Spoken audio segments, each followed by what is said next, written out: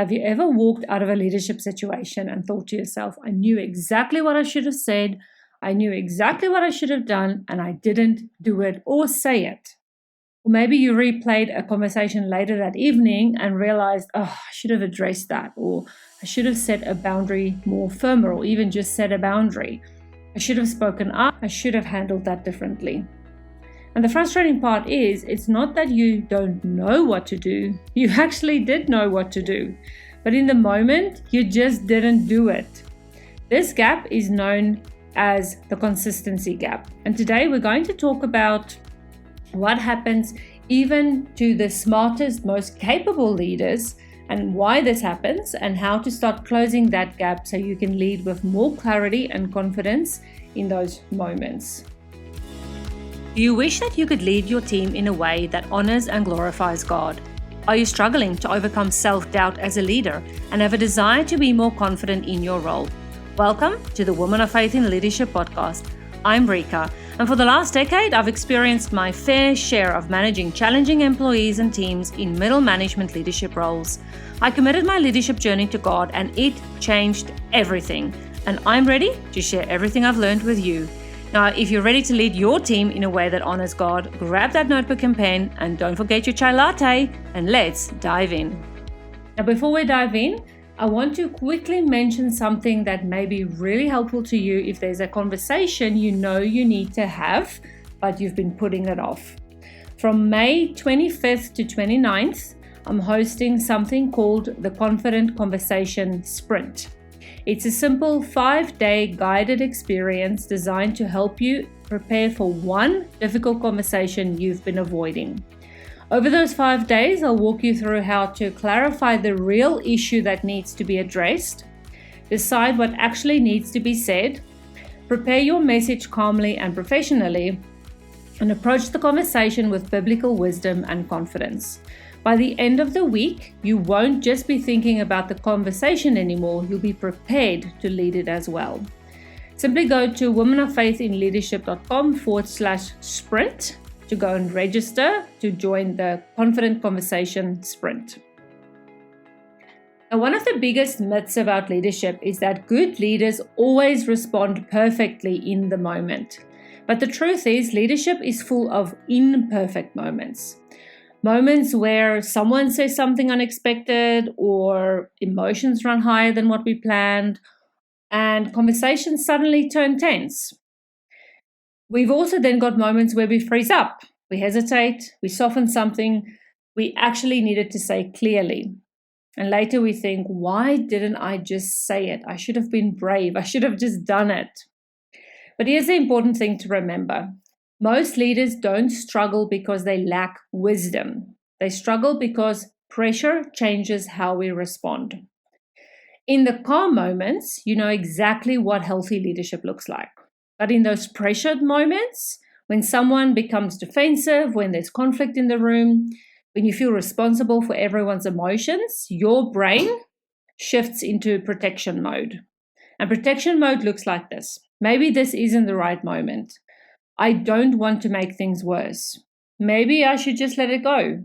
What if they react badly? So the moment passes, the issue stays, and the consistency gap grows. But here's the encouraging part. There's always a good part to this, right? The goal of leadership is not perfection in every moment. The goal is actually preparation. Because confident leaders aren't confident by personality only. Yes, some people are born leaders. Some people are born confident. But the rest of us, we prepare. We prepare for those difficult moments before they even happen.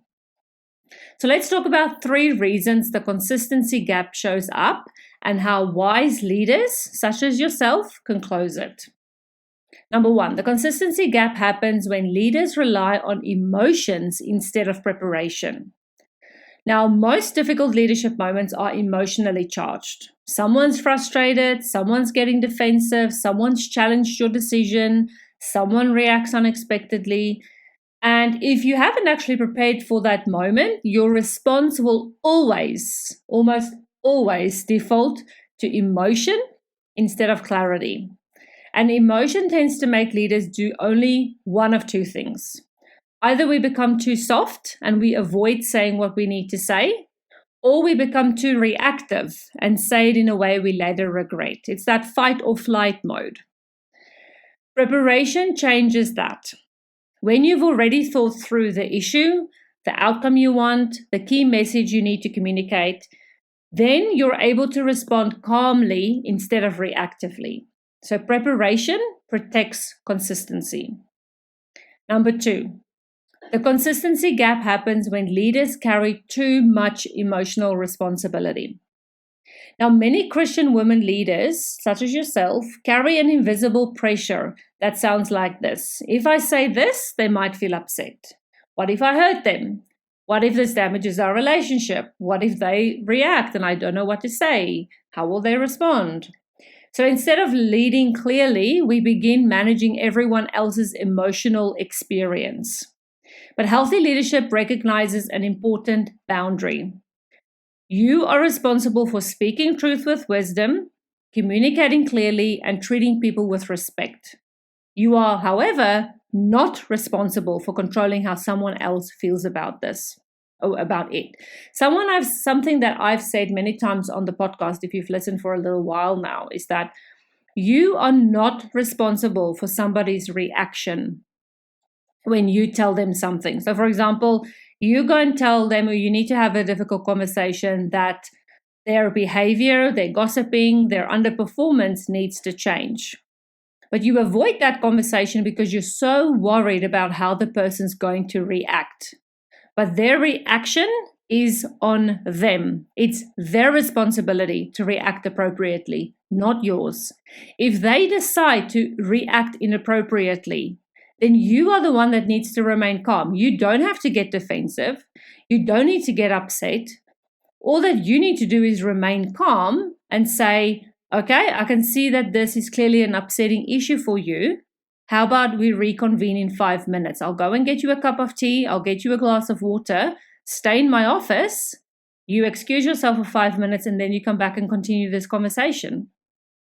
But you do not need to join their emotional state. You do not need to meet them where they're at. Jesus himself often spoke truth that made people uncomfortable. Not because he lacked compassion, but because truth and love are not opposites. They actually work together. And so that's why in the Bible, in Ephesians, it says, speak the truth in love. And that's what you as a leader need to do. If you want to be a leader like Jesus, then you need to speak the truth in love. So don't worry about their emotional response. That response is on them. It's not on you. Okay, the third consistency gap is what happens when leaders delay conversations too long. Now, I also mentioned this in the previous episode. If people do things wrong, you cannot wait until the end of the year when they have their annual performance review to bring those mistakes up.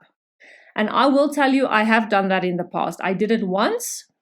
And it was just wrong because the person said to me, oh, I wish you had actually told me that earlier because then I could have actually gone and fixed the problem. But because I was too scared to speak up, I was worried about the person's reaction. And then they actually responded lovely. They said, oh my gosh, I'm so sorry that I did that, but I wish you would have told me earlier so that I could fix that. So they didn't respond at all how I thought they would respond. And so it was a valuable lesson to me that, okay, I need to address things immediately. And sometimes the consistency gap grows simply because we wait too long. We hope situations will resolve themselves. We hope people will notice the issue. We hope things will improve naturally. But unresolved issues rarely disappear. They usually grow quietly in the background. And it's because of that tension builds, frustration builds, and eventually the conversation becomes much bigger than what it needed to be. Wise leaders address issues early, not later. And they also don't address it aggressively, harshly. But what they do is they address it clearly. Speak the truth in love. Because clarity protects both the team and the relationship. But also remember, if you don't address something timely, you are losing the respect of your team because they can see the standard you walk by. You're walking by that because you're not addressing it. The standard you walk by is the standard you accept. So if you are accepting not to address those issues, you are showing your team that that behavior is acceptable. So I know now I feel like I'm sounding harsh, but I'm speaking the truth in love to you as a female Christian leader, saying that you need to speak up and you need to have these conversations. And if you're listening to this episode and you already know that there's a conversation that you have been putting off, maybe a performance conversations, maybe a boundary that needs to be set, maybe a situation that's been replaying in your mind over and over again, I want to invite you to join the Confident Conversation Sprint happening from 25 to 29 May 2026. And during this 5-day sprint, I'll walk you through step by step on how you can prepare for that exact conversation that you have been avoiding, that you know you need to have. And then after the 5-day sprint, my promise to you is that you'll be able to approach that conversation with clarity, confidence, and biblical wisdom. So these are the things that we're going to cover. We'll identify the real issue that needs addressing for that conversation. We'll clarify what needs to change. We'll prepare what you will need to say, and we'll prayerfully prepare yourself. You will prayerfully prepare yourself, and I will pray for you as well to lead the conversation well. Go and find all the information at womenoffaithinleadership.com/sprint and go and register there. You will not be sorry about that. I promise you, this is going to be a once-in-a-lifetime opportunity where you have access to me to help you prepare for the confident conversation, for that difficult conversation that you've been avoiding. That one, you know which one I'm talking about. I do not need to remind you. Well, I can't wait to see you in the sprint next month. And I hope that this makes sense to you, the consistency gap and why you keep on doing it. I want you, my aim is, I want you to move forward, to feel comfortable and confident, to have those difficult conversations. And over the next couple of months, I will be focusing more on those difficult conversations because I realize that for you as leaders, having these difficult conversations are really, really tricky and they're really, really difficult. And I can give you that strategy because God's given it to me. So now I'm sharing it with you. It'd be silly if I keep it and if I'm selfish with it. But I really want you to succeed in having confidence to go and have those difficult conversations. So if you hear me talking more and more about those difficult conversations, it's because that's what I feel on my heart, deep inside, from the Holy Spirit, that I need to focus on. For some time, it was something else. It was your worthiness as a leader. For some time, it was the fact that I know that I needed to pass the message on that God had called you into your leadership role. And for now, I feel it's a time where I need to speak about difficult conversations.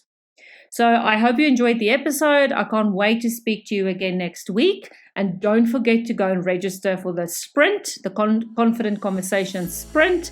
Go to womenoffaithinleadership.com/sprint. See you next week. Bye. Hey, I hope you enjoyed today's episode. If so, would you take 30 seconds and leave me a 5-star written review on Apple Podcasts? It would mean so much to me to read your feedback. Also, it would really bless me big if you shared this episode with a fellow leader who might benefit from hearing today's message. And remember, put on the armor of God daily and walk by faith and not by sight. I'll meet you back on Monday for another episode.